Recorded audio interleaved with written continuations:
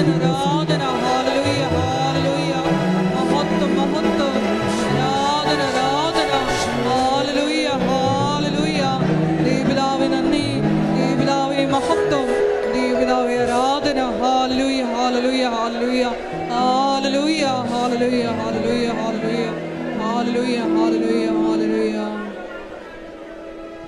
Praise the Lord. Praise the Lord. ശ്രുതിക്കട്ടെ ഹല്ലേലൂയ ഹല്ലേലൂയ ഹല്ലേലൂയ ഹല്ലേലൂയ ഹല്ലേലൂയ മഹത്വം മഹത്വം ആരാധന ആരാധന ഹല്ലേലൂയ ഹല്ലേലൂയ ഹല്ലേലൂയ ദൈവപിതാവേ നന്ദി ദൈവപിതാവേ മഹത്വം ദൈവപിതാവേ ആരാധന ഹല്ലേലൂയ ഹല്ലേലൂയ ഹല്ലേലൂയ മഹത്വം മഹത്വം ആരാധന ആരാധന ഹല്ലേലൂയ ഹല്ലേലൂയ ഹല്ലേലൂയ ഹല്ലേലൂയ ഹല്ലേലൂയ മഹത്വം മഹത്വം ആരാധന ആരാധന ഹല്ലേലൂയ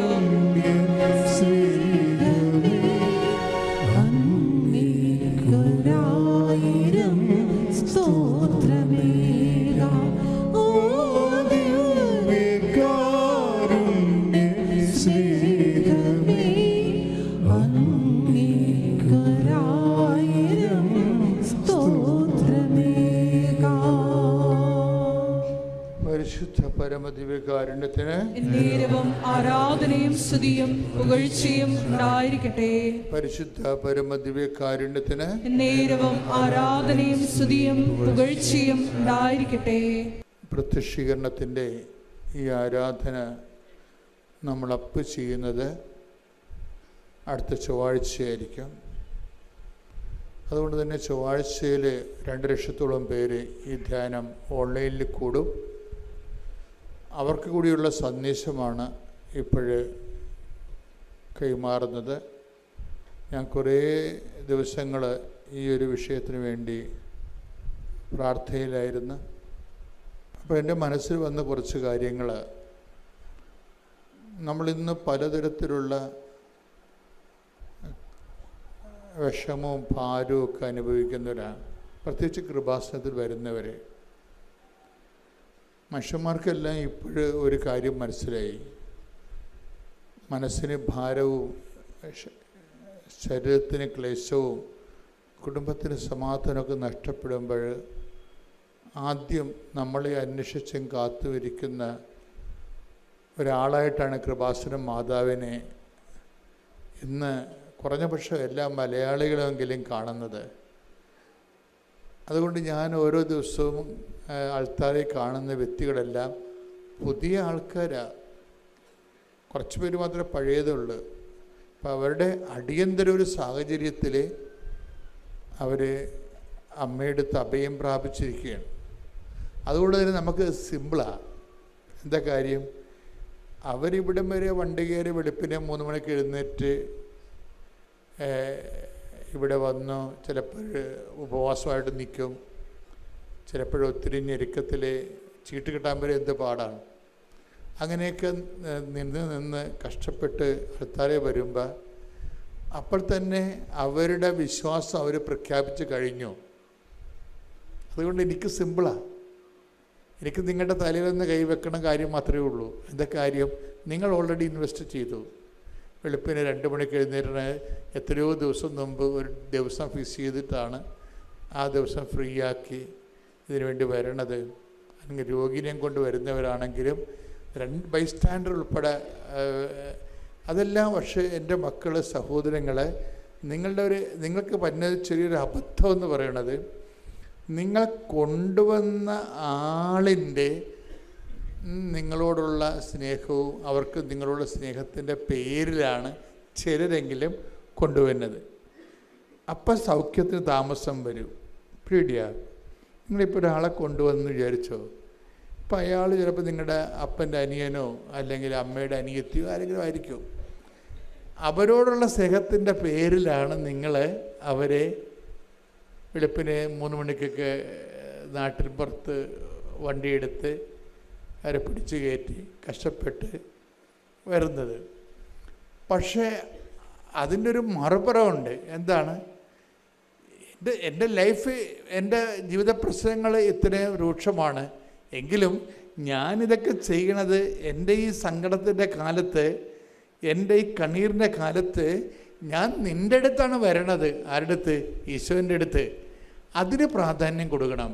പേടിയോ? നിങ്ങൾ അതായത് ലൈന് ഉള്ള സ്ഥലത്തേക്കല്ല നിങ്ങൾ പ്ലഗ് ചെയ്യണത്. ലൈന് ഇപ്പം നമ്മുടെ വീടുകളിലൊക്കെ ചില പ്ലഗിലൊക്കെ കുത്തിക്കഴിഞ്ഞാൽ നമുക്ക് കറണ്ട് കയറത്തില്ല. തേക്കാൻ നേരത്ത് നമ്മൾ കുത്തിക്കഴിഞ്ഞാൽ കറണ്ട് കയറത്തില്ല. അപ്പം നിങ്ങൾ ആ വീട്ടിൽ നിങ്ങൾക്ക് പുതിയ ആളാണെന്ന് വിചാരിച്ചു. അപ്പോൾ നിങ്ങളവിടെ ഗസ്റ്റാണെന്ന് വിചാരിച്ചു. അപ്പോൾ അവർ പറയും, എന്തുകൊണ്ടാണ് എൻ്റെ അടുത്ത് കറണ്ട് തേപ്പോട്ട് ചൂട് പിടിക്കണില്ല എന്ന് പറയും അത് ആ പ്ലഗിൻ്റെ അകത്ത് ചാർജില്ലെന്ന് പറയും. അപ്പോൾ നിങ്ങൾ ചാർജുള്ള സ്ഥലത്തേക്ക് മാറ്റിക്കുത്താൻ പറയും. അതുപോലെ തന്നെയാണ് ഒരു ജീവിത പ്രശ്നങ്ങൾ. ഇപ്പോൾ ജപ്തി നടപടി, അല്ലെങ്കിൽ നിങ്ങളുടെ വിസ പ്രോസസ്സിങ് അല്ലെങ്കിൽ പുതുക്കണില്ല, അല്ലെങ്കിൽ നിങ്ങൾ വസ്തു വിൽക്കണില്ല, അല്ലെങ്കിൽ കടങ്ങൾ കയറിയിരിക്കുന്നു. അപ്പോൾ ആ വിഷയത്തിനാണ് പ്രാധാന്യമെങ്കിൽ അവിടെ ചാർജില്ല. മനസ്സിലായ? ആ വിഷയത്തിന് വേണ്ടി ചാർജില്ല. ചാർജുള്ളത് എന്തിനാണ്? വിശ്വാസ പ്രഖ്യാപനത്തിനാണ് ചാർജുള്ളത്. അപ്പോൾ നിങ്ങളെന്ത് ചെയ്യണം? എനിക്ക് ജപ്തി നടപടിയാണ്, അല്ലെങ്കിൽ എനിക്ക് മക്കളില്ല, അല്ലെങ്കിൽ എൻ്റെ കല്യാണം ഒക്കണില്ല, എൻ്റെ ജോലി വരുന്നില്ല, ദാറ്റ്സ് ഓക്കെ. പക്ഷേ എങ്കിൽ ഞാനതിന് വേണ്ടി നിന്നിലാണ് ആശ്രയിക്കണത്. പ്രത്യേകിച്ച് കൃപാസന മാതാവിൻ്റെ പ്രത്യക്ഷീകരണത്തിലൂടെയാണ്. Praise the Lord. അവിടെയാണ് ചാർജുള്ളത്. ചില ആൾക്കാർക്ക് ചാർജുള്ള പ്ലഗ് അറിയാൻ പാടില്ലാതെ അവർ കടങ്ങന്മാർ സമാധാനം കിട്ടാനെന്നും പറഞ്ഞുകൊണ്ട് പ്രാർത്ഥിക്കും. അപ്പോൾ അത് നിങ്ങളുടെ പ്രശ്നമല്ലേ? അവിടെ ചാർജില്ല. അത് പ്രശ്നം നിങ്ങളുടേതാണെങ്കിലും ഞാൻ ഈ പ്രശ്ന സമയത്ത് ദൈവത്തിലാണ് ആശ്രയിക്കുന്നത്.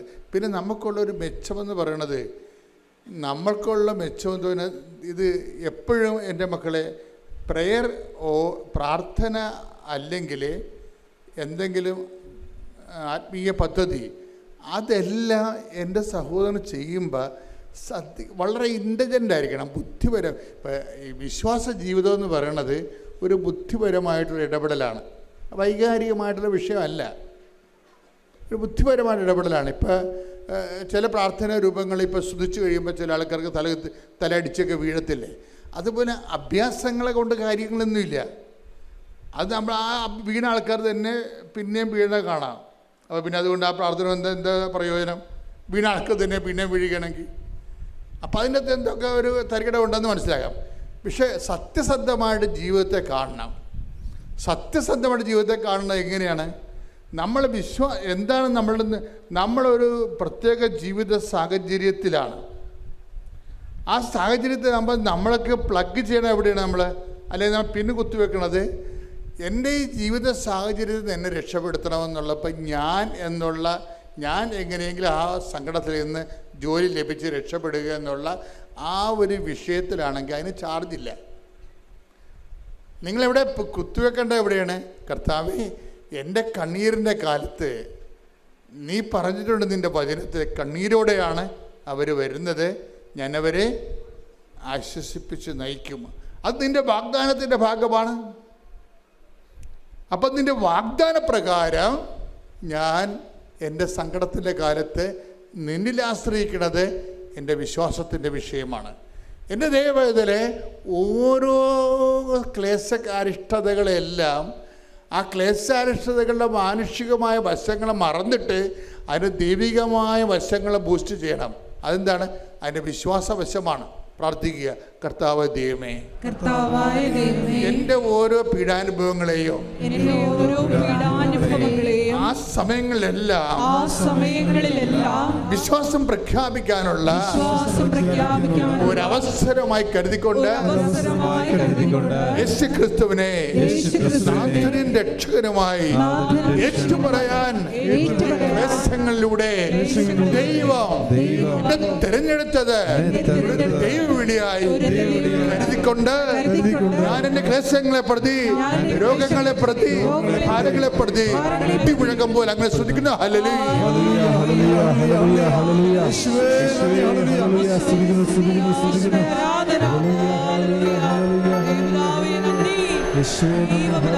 മഹത്വം, ആരാധന. എൻ്റെ പേര് ശില്പ പ്രമോദ്. തിരുവനന്തപുരത്ത് നിന്നാണ് വരുന്നത്. കൃപാസനത്തെക്കുറിച്ച് ഞങ്ങൾ കേട്ടിട്ടില്ലായിരുന്നു. ആ ഇടയ്ക്ക് ഞങ്ങളുടെ ജീവിതത്തിൽ ഒരുപാട് പ്രശ്നങ്ങളുണ്ടായി. പ്രശ്നങ്ങളെന്ന് പറയുമ്പോൾ കുറച്ച് കോംപ്ലിക്കേറ്റഡ് ആയിരുന്നു. കൊറോണ പാൻഡമിക് പീരീഡ് കഴിഞ്ഞിട്ട് ഞങ്ങളുടെ ഷോപ്പാണ് നടത്തുന്നത്, ഹോട്ടൽ. അപ്പോൾ കടയിൽ ഒരുപാട് നഷ്ടങ്ങൾ, ജീവിതത്തിൽ ഒരുപാട് പ്രതിസന്ധികളൊക്കെ രൂക്ഷമായി. ഞങ്ങൾ ഇതിൽ നിന്ന് ആശ്വാസം കിട്ടുന്നതിന് വേണ്ടിയിട്ട് വെട്ടുകാട് പള്ളിയിൽ പോയി പ്രാർത്ഥിക്കുക പതിവായിരുന്നു. അപ്പോൾ പള്ളിയുടെ പരിസരത്തിരുന്ന സമയത്ത് ഒരു പെങ്കൊച്ച് കൊണ്ടുവന്നൊരു പത്രം കയ്യിൽ തന്നു. നല്ലതാണ്, വായിക്കൂ എന്ന് പറഞ്ഞു. അപ്പോൾ തന്നെ ആ പത്രം ബാഗിനകത്ത് ഭദ്രമാക്കി വെച്ചു എന്നല്ലാതെ അതൊന്ന് തുറന്നു നോക്കാൻ പോലും തോന്നിയില്ല. പിന്നീടും ഞങ്ങളുടെ ജീവിതത്തിലെ പ്രശ്നങ്ങൾ ഇങ്ങനെ രൂക്ഷമായപ്പോൾ ഇങ്ങനെ ഒരു പത്രം കിട്ടിയതാണല്ലോ, ഒന്ന് നോക്കിയേക്കാമെന്ന് കരുതി സാക്ഷ്യങ്ങളൊക്കെ വായിച്ചു. അപ്പോൾ മനസ്സിൽ തോന്നി എന്തായാലും കൃപാസനത്തിലെത്തണം, ഉടമ്പടി എടുക്കണമെന്ന്. 2023 ഏപ്രിൽ 15 കൃപാസനത്തിലെത്തി ഞങ്ങൾ ഉടമ്പടി എടുക്കുന്ന സമയത്ത് എൻ്റെ ഹസ്ബൻഡ് മാറിയിരിക്കും. ക്ലാസ്സൊക്കെ കഴിഞ്ഞ് ഞാൻ ഇറങ്ങുന്നത് വരെ വെയിറ്റ് ചെയ്യുന്നുണ്ടായിരുന്നു. അത്ര വിശ്വാസമൊന്നും ഹസ്ബൻഡിന് ഇല്ലായിരുന്നു. ആ സമയത്ത് ഞങ്ങളൊരു റെൻറ്റഡ് ഹൗസ് എടുത്തിരുന്നു. അതിൻ്റെ എഗ്രിമെൻ്റ് സൈൻ ചെയ്ത് കിട്ടുന്നതിന് വേണ്ടിയിട്ട് ഓണർ വിദേശത്തായത് കാരണം 1 മാസം വെയിറ്റ് ചെയ്യാൻ പറഞ്ഞു. ക്രിസ്മസിന് എത്തുമെന്നും പറഞ്ഞു. ആ ഇടയ്ക്ക് ഓണറാണെന്ന് പറഞ്ഞിട്ട് ഒരു വ്യക്തി വരുന്നു. അയാൾ ഞങ്ങളോട് വന്ന് പറഞ്ഞത് നിങ്ങൾക്ക് ഈ വീട് ആര് തന്നു, ഇപ്പം തന്നെ ഇറങ്ങണം എന്നായിരുന്നു. അപ്പോൾ ഞങ്ങൾ എടുത്തിട്ട് 1 മാസമായുള്ളൂ. റെൻറ്റഡ് ഹൗസിൽ താമസിക്കുന്നവർക്കറിയാം ഷിഫ്റ്റിങ്ങും റീ അറേഞ്ച്മെൻറ്റും അതിൻ്റെ ബുദ്ധിമുട്ടുകളൊക്കെ. അച്ഛൻ കിടക്ക രോഗിയാണ്. പിന്നെ ഞങ്ങൾ അഡ്വാൻസ് 50,000 രൂപ കൊടുത്തിട്ടുണ്ടായിരുന്നു. അപ്പോൾ ഓണറാണെന്ന് പറഞ്ഞ് ഒരു വ്യക്തി വന്ന് ഇറങ്ങാൻ പറയുമ്പോൾ പെട്ടെന്ന് മാറിക്കൊടുക്കുക ബുദ്ധിമുട്ടായിരുന്നു. പിന്നെ അത് കേസിലോട്ട് പോയി. ഈ ഓണറെന്ന് പറയുന്ന ആൾ തന്നെ പോലീസ് സ്റ്റേഷനിൽ കംപ്ലയിൻറ്റ് കൊടുത്തു. പിന്നെ പോലീസ് സ്റ്റേഷനിൽ നിന്നും ഞങ്ങളെ ഡെയിലി വിളിച്ചു തുടങ്ങി. അപ്പം ഞങ്ങൾ ഹോട്ടൽ നടത്തുകയാണ്. അവിടെ പോയി ഒരു 3-4 മണിക്കൂർ വെയിറ്റ് ചെയ്യണം. പിന്നെ പ്രതിസ്ഥാനത്ത് ഞങ്ങളായിരുന്നു. അപ്പോൾ കട നേരെ നടത്താൻ പറ്റുന്നില്ല. മാനസികമായിട്ട് ധാരാളം ബുദ്ധിമുട്ടുകളൊക്കെ അനുഭവിച്ചു കൊണ്ടേയിരുന്നു. ആ സമയത്ത് ഞങ്ങൾക്ക് എന്ത് ചെയ്യണമെന്നറിയില്ല. അങ്ങനെ ഇരുന്നപ്പോൾ ഞങ്ങൾ കോടതിയിൽ ഒരു സൂട്ട് ഫയൽ ചെയ്തു. പിന്നെ സ്റ്റേഷനിലെ CIക്ക് കാര്യങ്ങൾ മനസ്സിലാക്കി. ശരിക്കും സംഭവിച്ചത് ഈ ഞങ്ങളോട് പ്രശ്നമുണ്ടാക്കിയ ആളായിരുന്നു ആ വീടിൻ്റെ യഥാർത്ഥ ഓണർ. അയാളൊരു സീനിയർ സിറ്റിസൺ ആയിരുന്നു. അപ്പോൾ ഈ മകനും അച്ഛനും തമ്മിലുള്ള ഒരു ഈഗോ ക്ലാഷ് കാരണമാണ് ഞങ്ങൾക്ക് ഇതിൻ്റെ ഇടയിൽ ബുദ്ധിമുട്ടുണ്ടായത്. അപ്പോൾ മകന് അച്ഛൻ മരിച്ചുപോയി എന്ന് കരുതിയിട്ട് ഞങ്ങൾക്ക് ഈ വീട് തന്നതാണ്. പക്ഷെ അയാൾക്ക് വീട് എഗ്രിമെൻ്റ് സൈൻ ചെയ്യുന്നതിനുള്ള റൈറ്റ് ഇല്ലായിരുന്നു. പിന്നീട് കോടതിയിൽ കേസ് ഇങ്ങനെ നടന്നുകൊണ്ടിരിക്കുകയാണ്. ഞങ്ങൾക്ക് ഷോപ്പ് നേരെ നോക്കാൻ പറ്റുന്നില്ല. ആ ഒരു സാഹചര്യത്തിൽ എപ്പോഴും സ്റ്റേഷനിൽ നിന്ന് ഇങ്ങനെ വിളിച്ചുകൊണ്ടേയിരിക്കും. അവിടെ പോയി നിന്ന് പരിചയക്കാരൊക്കെ കാണുമ്പോൾ നമ്മൾ ഈ പ്രതിസ്ഥാനത്ത് നിൽക്കുന്നു. ആകെ വല്ലാത്തൊരവസ്ഥയായിരുന്നു. അപ്പോൾ അച്ഛൻ്റെ ധ്യാനത്തിലൂടെ കേട്ടിട്ടുണ്ട് യൂണിവേഴ്സിറ്റിയിൽ ഉപ്പിട്ടതിനെക്കുറിച്ച്. അപ്പോൾ ഞാൻ ചിന്തിച്ചു, എന്തുകൊണ്ട് പോലീസ് സ്റ്റേഷനിൽ ഉപ്പിട്ടുകൂടാ? ഞങ്ങളുടെ വിശ്വാസം, ഞങ്ങളെ പ്രൊട്ടക്റ്റ് ചെയ്യുന്ന ഒരു പ്രവൃത്തി ചെയ്യുന്നതിന് നമ്മൾ മറ്റൊന്നും ചിന്തിക്കേണ്ട കാര്യമില്ല. പോലീസ് സ്റ്റേഷനിലെ വിൻഡോസിൽ ഞാനിങ്ങനെ ഉപ്പ് വിതറുമായിരുന്നു. അതൊക്കെ ഞങ്ങളെ സംരക്ഷിക്കുന്ന, ഞങ്ങളെ ഇങ്ങനെ സേഫാക്കുന്ന കാര്യങ്ങളായിരുന്നു എന്ന് ഇപ്പോൾ ഓർക്കുന്നു. അതിനുശേഷം ഫൈനൽ കേസിലോട്ട് പോയി. ആ സാഹചര്യത്തിൽ സീനിയർ സിറ്റിസൺ ആയതുകൊണ്ടും ആ വീടിൻ്റെ ഓണർ ആയതുകൊണ്ടും അദ്ദേഹത്തിനെതിരെ ഒരു സ്റ്റേ കൊടുക്കുന്നത് ബുദ്ധിമുട്ടായിരുന്നു. അഡ്വക്കേറ്റ് ഞങ്ങളോട് പറഞ്ഞതാണ്. ജഡ്ജി തന്നെ കൺഫ്യൂഷനിലായി. ആ സമയത്ത് അവരുടെ അപ്പീലിൽ തന്നെ ഞങ്ങൾക്ക് അനുകൂലമാകുന്ന വിധത്തിലുള്ള ഒരു പോയിൻ്റ് കിട്ടുകയും അങ്ങനെ യഥാർത്ഥ ഓണറിനെതിരെ സ്റ്റേ വരികയും 1.5 വർഷത്തോളം ഞങ്ങൾക്ക് അവിടെ താമസിക്കാനും സാധിച്ചു. ആ പ്രശ്നങ്ങളൊക്കെ സോൾവായി. പിന്നെ രണ്ടാമത്തെ ഉടമ്പടി എന്ന് പറയുന്നത് ഞങ്ങളുടെ ഫിനാൻഷ്യൽ പ്രോബ്ലം കാരണം, ഈ കൊറോണ പാൻഡമിക് പീരീഡിൻ്റെ നഷ്ടങ്ങൾ കാരണം റെൻറ്റ് കൊടുക്കുന്നതിൽ ഒരു 2 ലക്ഷം രൂപയോളം ഞങ്ങൾക്ക് പെൻഡിങ് ആയി. പിന്നെ കട തുടർന്ന് കൊണ്ടുപോകുന്നതിന് ബുദ്ധിമുട്ടായി. ആ സാഹചര്യത്തിൽ ലോണിന് അപ്ലൈ ചെയ്തിട്ട് 3 മാസമായിട്ടും യാതൊരു റിപ്ലൈ ഉണ്ടായിരുന്നില്ല. ഓരോ ഡോക്യുമെൻറ്റ്സ് അവർ ചോദിക്കുന്നുണ്ടെങ്കിൽ ഞങ്ങൾ കൊടുത്തുകൊണ്ടേയിരുന്നു. ഉടമ്പടി എടുത്ത് 3ാമത്തെ പുതുക്കലായ സമയത്താണ് ഞങ്ങൾക്കത് സാങ്ഷൻ ആവുന്നത്. അപ്പോൾ ഞങ്ങൾക്കറിയാം ഈ ലോണ് മിക്കവാറും ഓഡിറ്റിൻ്റെ സമയമായപ്പോൾ മാനേജർ വിളിച്ചിട്ട് പറഞ്ഞു, ഇന്ന് ഈവനിങ്ങിൽ 4 മണിക്ക് വർക്കിംഗ് ക്യാപിറ്റൽ എന്ന രീതിയിൽ 50,000 രൂപ നിങ്ങൾ ഡെപ്പോസിറ്റ് ചെയ്താൽ മാത്രമേ ഞങ്ങളുടെ ലോണ് സാങ്ഷൻ ആവുകയുള്ളൂ. അതിൻ്റെ കൂടെ ഞങ്ങളൊരു ഇലക്ട്രിക് വെഹിക്കിളും കൂടെ അറ്റാച്ച് ചെയ്തിട്ടുണ്ടായിരുന്നു ഡെലിവറിക്ക് വേണ്ടിയിട്ട്. പക്ഷേ ഞങ്ങൾക്കറിയാം നാളെ നാളെ ഓഡിറ്റാണ്, അപ്പോൾ ക്യാൻസലായി പോകും. ഞങ്ങൾ ഓടി നടക്കുന്നുണ്ട് 50,000 രൂപ ഡെപ്പോസിറ്റ് ചെയ്യുന്നതിന്, പക്ഷേ കിട്ടിയില്ല. 4 മണിയായ സമയത്ത് ഞങ്ങൾക്ക് ഒരാൾ ഗൂഗിൾ പേയിൽ 50,000 രൂപ ഇട്ട് തരികയും അപ്പോൾ തന്നെ ഞങ്ങൾ സെൻഡ് ചെയ്ത് ഞങ്ങൾക്ക് ലോൺ സാങ്ഷൻ ആവുകയും ചെയ്തു. പക്ഷേ ഇത് ചെയ്ത് കഴിഞ്ഞപ്പോൾ ഞങ്ങൾക്കറിയാം മാതാവ് ചെയ്ത വലിയ അത്ഭുതമാണ്. അപ്പോൾ മാതാവിനോട് വിശ്വസ്തത നമ്മളും പുലർത്തേണ്ടതുണ്ട്. അപ്പോൾ നേരത്തെ ഇട്ട നേർച്ച തന്നെ നിറവേറ്റണം. ആ ഇലക്ട്രിക് വെഹിക്കിളിൽ തന്നെ മാതാവിൻ്റെ അടുത്ത് ആദ്യം വരണമെന്ന് നേരത്തെ നേർന്നു പോയതാണ്. ഇലക്ട്രിക് വെഹിക്കിൾ ഉപയോഗിക്കുന്നവർക്കറിയാം, ഒരു തിരുവനന്തപുരത്ത് നിന്നും ആലപ്പുഴ വരെ ഒരു ആക്റ്റീവ ഇലക്ട്രിക് എങ്ങനെ ഓടിച്ചു വരുമെന്ന്.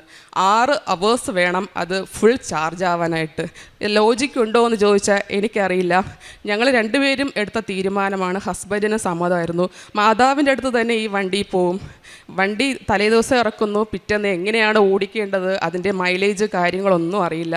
പക്ഷേ മാതാവിനോട് വിശ്വസ്തരായിരിക്കുക എന്ന ഒരു തീരുമാനത്തിന്മേൽ ഞങ്ങൾ തിരുവനന്തപുരത്ത് നിന്നും ഇലക്ട്രിക് വണ്ടിയിൽ വരുന്നു. 2 ദിവസം എടുത്തിട്ടാണ് ഞങ്ങൾ വീട്ടിൽ തിരിച്ചെത്തുന്നത്. കാരണം പാതിരാത്രിയിലും വെളുപ്പാങ്കാലത്തുമെല്ലാം റോഡിലെ ചാർജ് 6 അവേഴ്സ് ഇട്ടിട്ട് ഞങ്ങൾ വെയിറ്റ് ചെയ്യും. പക്ഷേ വളരെ സന്തോഷത്തോടു കൂടിയാണ്. ഒരിക്കലും ഒരു അലച്ചിലോ ബുദ്ധിമുട്ടുകളോ കുഞ്ഞും ഉണ്ടായിരുന്നു, അവനും തോന്നിയില്ല. അത്രത്തോളം മാതാവ് ചെയ്തു തന്ന അത്ഭുതത്തിന് പകരമായിട്ട് നമ്മളെ കൊണ്ട് പറ്റുന്ന കുഞ്ഞു കാര്യങ്ങളെങ്കിലും ചെയ്യണ്ടേ എന്നതായിരുന്നു ഞങ്ങളുടെ രണ്ടുപേരുടെയും മനസ്സിൽ. അടുത്തതായിട്ട് പറയാനുള്ളത്, ഒരുപാട് ഇൻ്റർവ്യൂവിന് അറ്റൻഡ് ചെയ്യുമായിരുന്നു, ഹയർ സെക്കൻഡറിയും ഹൈസ്കൂളിലും. പക്ഷേ അപ്പോഴെല്ലാം നമുക്ക് എലിജിബിലിറ്റി സർട്ടിഫിക്കറ്റ് കൂടുതലുണ്ടെങ്കിലേ സ്കോർ ചെയ്യാൻ പറ്റുള്ളൂ. കേറ്ററ്റും സെറ്റും നെറ്റും ഇല്ലായിരുന്നു. ആകെയുള്ളതൊരു എംഎഡ് ആയിരുന്നു. അത് വെച്ചിട്ട് കുറേ അറ്റൻഡ് ചെയ്തു, എല്ലായിടത്തും ഡിസ്ക്വാളിഫൈ ആയി. പിന്നെ 2 തവണ കേറ്ററ്റും സെറ്റും എഴുതിയെങ്കിലും എനിക്ക് ക്രാക്ക് ചെയ്യാൻ സാധിച്ചില്ല.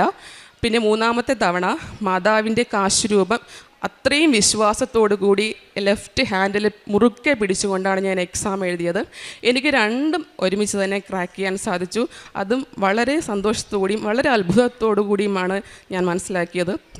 പിന്നീട് അടുത്ത സാക്ഷ്യം എന്ന് പറയുന്നത്, ഞങ്ങൾക്ക് ബിസിനസ് ലോൺ 7 ലക്ഷത്തിൻ്റെ ഭാരത് പേ എന്ന് പറയുന്ന ഗൂഗിൾ പേ പോലുള്ള മറ്റൊരു ആപ്പാണ്, ഓതറൈസ്ഡ് ആണ്, അതിൽ നിന്ന് ഞങ്ങൾക്ക് ലഭിച്ചു. ഞങ്ങൾ 3 ലക്ഷം രൂപ ഓൾമോസ്റ്റ് അടച്ചു കഴിഞ്ഞു. ആ സമയത്ത് ഷോപ്പ് റോഡിൻ്റെ പണി കാരണവും മറ്റ് കാരണങ്ങളാലും അടച്ചിടേണ്ടി വന്നു. ഡെയിലി 3000 രൂപയാണ് EMI. ഞങ്ങൾക്കത് വൻതോതിൽ നഷ്ടം സംഭവിക്കുകയും EMI അടയ്ക്കാൻ പറ്റാതെ ആവുകയും ചെയ്തു. അപ്പോൾ ഇതിൻ്റെ ഹെഡ് ഓഫീസ് എന്ന് പറയുന്നത് ഡൽഹിയാണ്. പിന്നീട് അവിടെ നിന്ന് കോള് വരുന്നുണ്ട്, ലെറ്റർ അയക്കുന്നുണ്ട്, കേസാക്കുമെന്ന് പറഞ്ഞിട്ട്. അപ്പോൾ ഞങ്ങളാകെ ടെൻഷനായി. കാരണം 4,40,000 രൂപ 1 ടൈമായിട്ട് സെറ്റിൽ ചെയ്താൽ മാത്രമേ കേസിൽ നിന്ന് ഒഴിവാക്കുകയുള്ളൂ എന്ന് പറഞ്ഞു. എന്നെക്കാളും ടെൻഷൻ ഹസ്ബൻഡിനായിരുന്നു. ബിക്കോസ് എൻ്റെ പേരിലാണ് ഷോപ്പിൻ്റെ ട്രാൻസാക്ഷനും ഈ ലോഡുമൊക്കെ എടുത്തിരുന്നത്. അപ്പോൾ ഹസ്ബൻഡ് ഡിപ്രസ്ഡ് ആയിരുന്നു, ഭയങ്കര ടെൻഷനിലിരിക്കുന്നു. അപ്പോൾ ഞാൻ പറഞ്ഞു, നമ്മൾ മാതാവിൽ വിശ്വസിച്ചിരിക്കുകയാണ്, ഉടമ്പടിയിലിരിക്കുകയാണ്, പിന്നെ ടെൻഷൻ വേണ്ട എന്ന്. പിന്നെ ഞങ്ങൾ ഒത്തിരി ഒരു ആശ്വാസത്തിന് വേണ്ടിയിട്ട് ഒരു അഡ്വക്കേറ്റിൻ്റെ അഡ്വൈസ് തിരക്കി. അപ്പോൾ ആ വ്യക്തി പറഞ്ഞത് ഡൽഹി പോലീസിലാണ്, അവിടെയാണ് കേസ് നടക്കുന്നത്, കോർട്ട് അവിടെയാണ്, മിക്കവാറും അറസ്റ്റ് ചെയ്തുകൊണ്ട് ഡൽഹി പോലീസ് തന്നെ പോവും, അങ്ങനെയൊക്കെയാണ് ആ വ്യക്തി പറഞ്ഞത്. പിന്നെയും ടെൻഷൻ കൂടി. പക്ഷേ എനിക്കെന്തോ പഠിക്കുന്ന സമയത്തൊക്കെ ഒരു ഇൻസ്ട്രുമെൻറ്റ് ബോക്സ് കണ്ടില്ലെങ്കിലോ ഒരു പെൻസിൽ മിസ്സായാലോ ടെൻഷൻ അടിച്ച് വല്ലാണ്ടാവുന്ന ഒരാളാണ് ഞാൻ. പക്ഷേ എനിക്കെന്തോ ഡൽഹി പോലീസ് വന്ന് അറസ്റ്റ് ചെയ്യുമെന്ന് പറഞ്ഞിട്ടും അറിയില്ല, യാതൊരുവിധ കുലുക്കവും ഉണ്ടായിരുന്നില്ല. കുറച്ച് നാൾ കഴിഞ്ഞ് ഒരു സൂം മീറ്റിംഗ് വെച്ചു, അതൊന്നും അറ്റൻഡ് ചെയ്യാൻ പറ്റിയില്ല. കേസ് മുന്നോട്ട് പോയി. 4,40,000 രൂപ എന്ന ഒരു ഉറപ്പല്ലാതെ വേറൊന്നും അതിനകത്ത് ചെയ്യാനുണ്ടായിരുന്നില്ല. പിന്നീട് ഞങ്ങൾ മാതാവിൽ വരും, ഇവിടെ വന്നിട്ട് പ്രാർത്ഥിക്കും. അങ്ങനെ ഒരു ദിവസം കോള് വന്നു, 1,10,10,000 രൂപയ്ക്ക് ഇന്ന് ഈവനിങ്ങിൽ അടച്ചു കഴിഞ്ഞാൽ സെറ്റിൽ ചെയ്യാമെന്ന്. ഞങ്ങൾ ആ പൈസയ്ക്ക് വേണ്ടി ഓടി, അതൊക്കെ കറക്റ്റ് ടൈമിൽ നമുക്ക് കിട്ടി. 1 ടൈമായിട്ട് ഞങ്ങൾ ഈ 4,40,000 എന്നത് 1,10,000 ആക്കിയിട്ട് സെറ്റിൽ ചെയ്തു. പിന്നെ ക്ലോസിംഗ് ലെറ്റർ മെയിൽ വഴി ഞങ്ങൾക്ക് കിട്ടി. അപ്പോൾ അതിൻ്റെ യാതൊരുവിധ പ്രശ്നങ്ങളും പിന്നീട് ഉണ്ടായിരുന്നില്ല. പിന്നെ പ്രേക്ഷിത പ്രവർത്തനങ്ങളെന്ന് പറയുന്നത്, ഞാനിപ്പോൾ സെറ്റ്, കേറ്ററ്റ്, PSC എക്സാമിനൊക്കെ പോകുമ്പോൾ എക്സാമിന് മുന്നോടിയായിട്ട് തന്നെ അവിടെ ഇരിക്കുന്ന എല്ലാവർക്കും ജാതി മത ഭേദമന്യേ പത്രം നൽകും. കാര്യങ്ങൾ പറഞ്ഞുകൊണ്ടാണ് നൽകുന്നത്. ഈ പത്രം വായിക്കണം. നിങ്ങൾക്കുള്ള പ്രശ്നം എന്ത് തന്നെ ആയിരുന്നാലും അത് മാറ്റാനായിട്ട് മാതാവിനെ കൊണ്ട് സാധിക്കും. ഞങ്ങളുടെ അനുഭവമാണ്. പിന്നെ ഞങ്ങൾ എവിടെ പോയിരുന്നാലും ഒരു അരമണിക്കൂറെങ്കിലും മാതാവ് ഞങ്ങൾക്ക് തന്ന കാര്യങ്ങളെക്കുറിച്ച് പറയാതിരിക്കില്ല. അത് പറയാത്ത ദിവസം ചുരുക്കമാണ്. ഞാനും ഹസ്ബൻഡാണ് എന്നെക്കാൾ കൂടുതൽ മാതാവിനെ പറ്റി മറ്റുള്ളവരോട് പറയുന്നത്. പിന്നെ കാരുണ്യ പ്രവൃത്തികൾ ചെയ്യുന്നത്, ഞങ്ങൾ റോഡിലിരിക്കുന്നവർക്ക് ഉച്ചഭക്ഷണം കൊണ്ടുകൊടുക്കാറുണ്ട്. ഓൾഡ് ഏജ് ഹോമിൽ പോയി ഭക്ഷണം കൊടുക്കാറുണ്ട്. കുഞ്ഞുങ്ങളുടെ ഹോമിൽ പോയിട്ട് അവർക്ക് വേണ്ടുന്ന ഭക്ഷണത്തിൻ്റെ കാര്യങ്ങൾ ചെയ്തു കൊടുക്കാറുണ്ട്. വസ്ത്രം കൊടുക്കാറുണ്ട്. പിന്നെ ഞങ്ങളുടെ ഉടമ്പടി ആദ്യമൊന്നും ശരിക്കും വർക്കൗട്ട് ചെയ്തിരുന്നില്ല. പ്രാർത്ഥന കംപ്ലീറ്റായിട്ട് നടക്കുന്നുണ്ട്. പക്ഷെ എന്തുകൊണ്ടോ 3 പുതുക്കൽ വരെ കാര്യങ്ങളൊന്നും ശരിയാവാതിരുന്നപ്പോഴാണ് ഞാൻ ധ്യാനത്തിലൂടെ അറിയുന്നത് ചൊല്ലുന്ന പ്രാർത്ഥനയല്ല ചെയ്യുന്ന പ്രാർത്ഥനയാണെന്ന്. പിന്നീട് ഒരു ദിവസം പ്രാർത്ഥന മുടങ്ങിയാൽ പോലും ഞങ്ങളുടെ കാരുണ്യ പ്രവൃത്തികൾ മുടങ്ങിയിരുന്നില്ല. പിന്നെ ഞങ്ങളുടെ ജീവിതത്തെ സംബന്ധിച്ചിടത്തോളം സാക്ഷ്യങ്ങളിൽ ഞാൻ കേട്ടിട്ടുള്ളത് മാതാവ് സഞ്ചാരി മാതാവാണ് എന്നൊക്കെയുള്ള പേരുകൾ. പക്ഷേ ഞങ്ങളുടെ ജീവിതത്തിൽ ഞങ്ങൾ മനസ്സിലാക്കിയത് മാതാവ് ശരിക്കൊരു ഗൂഗിൾ മാപ്പാണ്. ഞങ്ങളുടെ കാരണങ്ങൾ കൊണ്ട് ഞങ്ങളുടെ വഴികൾ ഇങ്ങനെ അടയുമ്പോൾ റൂട്ട് പിടിച്ചു തരികയാണ്. അതിങ്ങനെ നോക്കിയിരിക്കുകയാണ്. നിങ്ങൾക്ക് എവിടെയാണ് പ്രശ്നം, എന്താണ് തകരാറ്? ഈ കോടിക്കണക്കിന് ആളുകൾ വന്ന് ഉടമ്പടി എടുക്കുന്ന സമയത്ത് ഞങ്ങളെ മാത്രം എങ്ങനെ നോക്കിയിരിക്കാൻ പറ്റുന്നു എന്ന് ചിന്തിക്കുന്ന സാഹചര്യങ്ങളുണ്ട്. അത്രത്തോളം ഗൂഗിൾ മാപ്പിനെ പോലെ ഞങ്ങളുടെ കാര്യങ്ങൾ വിതിൻ സെക്കൻഡ്സ് നടത്തി തരികയാണ് മാതാവ് ചെയ്തത്. കൂടാതെ ചെറുതും വലുതുമായിട്ടുള്ള ഇനിയും പറഞ്ഞാൽ തീരാത്തത്ര ധാരാളം കാര്യങ്ങൾ, അനുഗ്രഹങ്ങൾ, അത്ഭുതങ്ങൾ മാതാവ് ഞങ്ങളുടെ ജീവിതത്തിൽ തന്നുകൊണ്ടേയിരിക്കുന്നു. ഇത്രയും അധികം അനുഗ്രഹങ്ങളും അത്ഭുതങ്ങളും നൽകിയ പരിശുദ്ധ മാതാവിനും ഈശോയ്ക്കും 1000 നന്ദി രേഖപ്പെടുത്തുന്നു. ആദ്യമായി ഈശോയ്ക്കും അമ്മയ്ക്കും കോടാനുകൂടി നന്ദി പറയുന്നു. ഞാൻ കരുനാഗപ്പള്ളി കൊല്ലം ജില്ലയിൽ നിന്ന് വരുന്നു. എൻ്റെ പേര് അനില എന്നാണ്. ഇത് എൻ്റെ മകൾ ആർച്ച, ഇത് എൻ്റെ മകൻ അർത്ഥനാഥ്.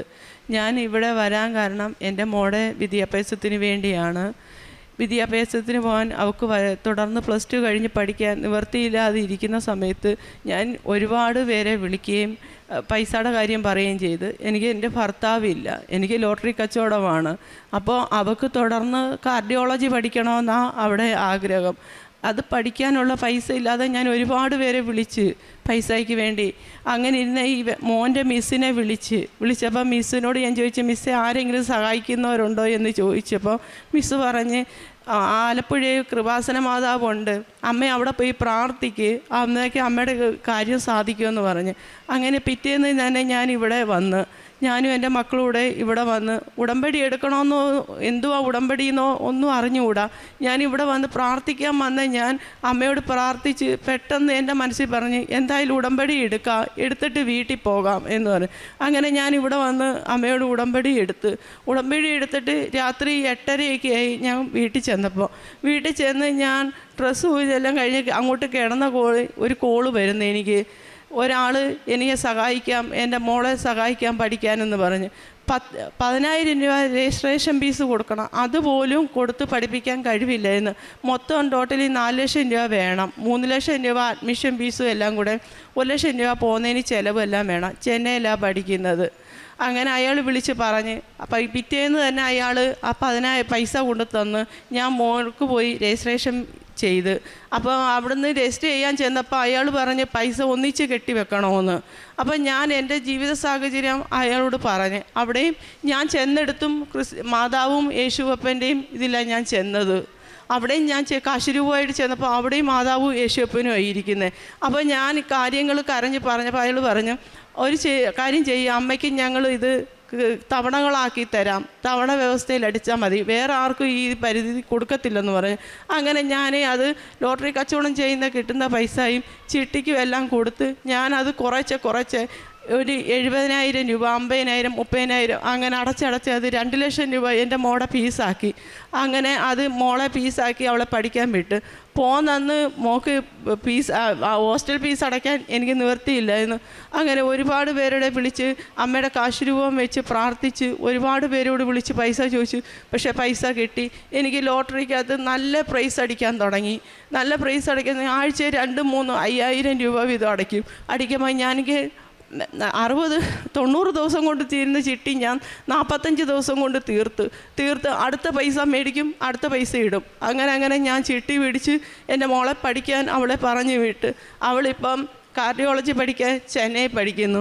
നല്ല രീതിയിൽ പോകുന്നു. അടുത്ത വർഷത്തേക്കുള്ള മൊത്തം 4 വർഷമായിരുന്നു ഇത് പഠിക്കേണ്ടത്.